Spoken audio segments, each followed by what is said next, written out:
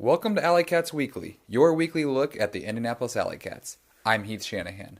Week 4 comes to a close, and the injury-plagued AlleyCats come up short against the Windy City Wildfire, 17-25, falling to 1-3 on the season. After the game, in their post-game team meeting, Captains Kyle Cox and Jared Gravy-Payne were happy with the way the offense played and encouraged by the defensive effort, but recognized the Cats need to tighten up on both sides of the disc to become the elite team they feel they can be. The story coming into the game was the injuries to key players on both sides. On offense, the Cats were missing Cameron Brock, whose absence has been well documented, and defensively, starters Travis Carpenter and Robbie Craven both had illnesses, and Luke Broderick is still recovering from his severe ankle sprain. As AlleyCats fans know, Keenan Plew has solidified his role as the workhorse for the Cats offense. We caught up with Keenan to talk about how he approaches each offensive point. All right, here with Keenan Plew. Great game tonight, Keenan. Player of the game from our ends. You had a number of scores, number of assists. There's one thing I want to talk about, though. You guys were going down to the south end zone. The huck was put up, completely skied a guy who was double your size. I mean, that's concentration. That's being in the right position. I mean, what goes through your mind when you're in the end zone and there's a disc up in the air?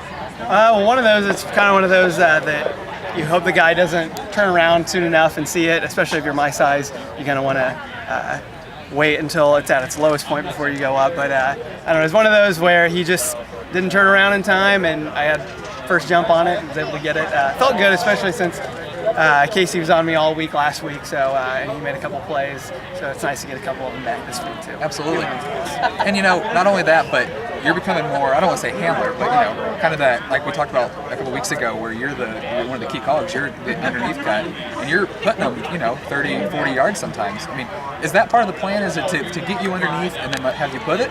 Yeah, our offense really, we can go under the entire time, and I feel like that's usually what we try to do, but if we have that deep throw, I can throw it. I think everyone on this team can make that throw where they get it off that first cut, and then if it's there, we'll throw it. Obviously, if it's not, which is a little bit higher percentage, so under again. But if it's there, I'll throw it, and today we had the win in the right time at our backs, and that's why I think I was a little bit looser on that, on the trigger tonight. So. Sure.